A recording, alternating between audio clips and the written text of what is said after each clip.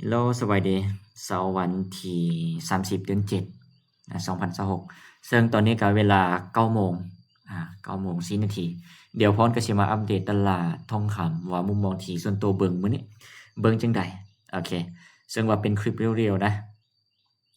เพื่อให้หลายๆคนอยู่ในกลุ่มเบิ่งเป็นมุมมองว่าที่ส่วนตัวเบิ่งกราฟเบิ่งจังใดสินะเพื่อนำมุมมองตัวนี้ไปต่อยอดได้แต่ว่าเวลาเจอหน้างานจริงเดี๋ยวอัปเดตลงกลุ่มให้อีกทีอันนี้ก็คือ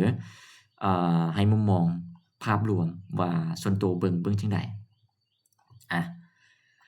ซึ่งเปิดกราฟมาปุ๊บนี่นะส่วนตัวก็มาเบิ่ง Time Frame Day ซึ่ง Time Frame Day เมื่อวานนี้มันปิดเป็นแท่งบ่ายแบบนี้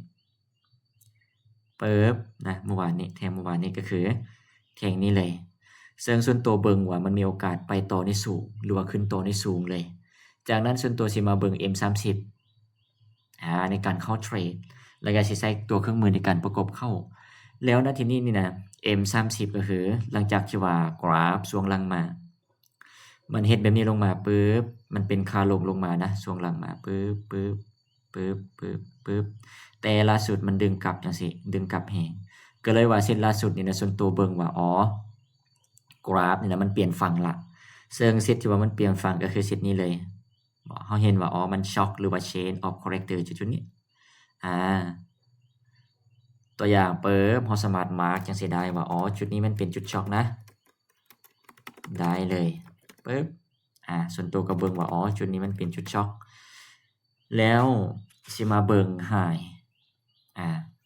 เบิ่ง low นะบ่ผิดเบิ่ง low ที่ว่ามันส่งกราฟก็คือสิเห็น low นี้ที่ว่ามันส่งกราฟสร้าง high ใหม่แล้ว high ใหม่ล่าสุดก็คือเป็นเซตเทิงนี่อันนี้มุมมองที่ว่าเบิ่งก็เลยว่าฟังที่ว่าได้เปรียบก็คือเขาให้น้ำหนักฟังบ่ายแล้วการที่ว่าเขาสิเข้าเล่นบ่ายเส้นนำปัจจุบันก็คือบ่ทันเหมาะเทื่อนะเซตที่ว่ามันเหมาะเราต้องรอให้กราฟมันเฮ็ดแบบนี้ปึ๊บตัวอย่างกราฟนี่นะมันบ่ทันขึ้นไปก่อนนะมันลงมาปึ๊บมันมาเคลียร์โลสวิงย่อยสินี้ก่อนเล่นที่ว่ากราฟมันลงมาเคลียร์จุดนี้ปึ๊บส่วนตัวก็สิเบิ่งว่ามันเคลียร์ liquidity ละนี่เมื่อที่ว่ามันเคลียร์ liquidity ปึ๊บแสดงว่ามันเกิดการคอนเฟิร์มสินะเราสามารถเล็งในการเล่นบายได้แล้วก็เซตลุ่มๆที่เราเห็นก็คือมันสิมีหลายสูตรอย่างเช่นHidden FEG แล้วก็ตัวDemand เซตนี้แสดงว่าพวกนี้เนี่ยนะเวลาที่ว่ากราฟมันฮอดโซนใดโซนหนึ่งปึ๊บเราก็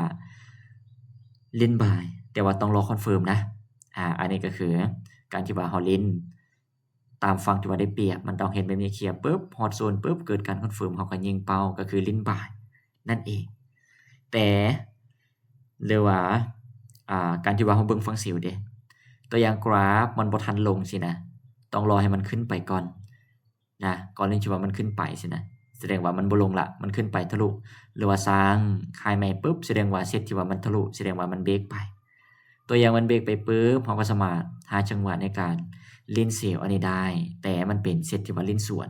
ตัวอย่างมันขึ้นไปทะลุหรือว่าสร้างไฮใหม่ปึ๊บเราอาจสิมาเบิ่งTime Frame ใหญ่อย่างเช่น H4 มันฮอดโซนใดโซนหนึ่งของ H4 แบบนี้แล้วเกิดการคอนเฟิร์มใน M30 เราก็เล่นเซลล์ลงมาได้แต่ว่าต้องเล่นสั้นเพราะว่ามันเป็นเซตสวนนั่นเองอันนี้มุมมองมื้อนี้นะสรุปก็คือการที่ว่าเราสิเล่นบ่ายเซตปัจจุบันต้องรอให้กราฟมันลงมาเคลียร์ liquidity นี่ปึ๊บแล้วเกิดการคอนเฟิร์มค่อยเล่นบ่ายขึ้นไปแต่คันเซตมันขึ้นไปก่อนแบบนี้ปึ๊บขึ้นไปทะลุแสดงว่าเราสามารถหาจังหวะในการเล่นเซลล์สวนลงมาได้อันนี้มุมมองคร่าวๆประมาณนี้เลยแล้วเวลาที่ว่าหน้างานจริงหรือว่ามีการอัปเดตอีกอย่างเดียวสิแจ้งลงกลุ่มให้เพื่อให้หลายคนเบิ่งเป็นมุมมองหรือว่าแนวทางได้ประมาณนี้ทุกคนเอาสั้นๆแบบนี้เลย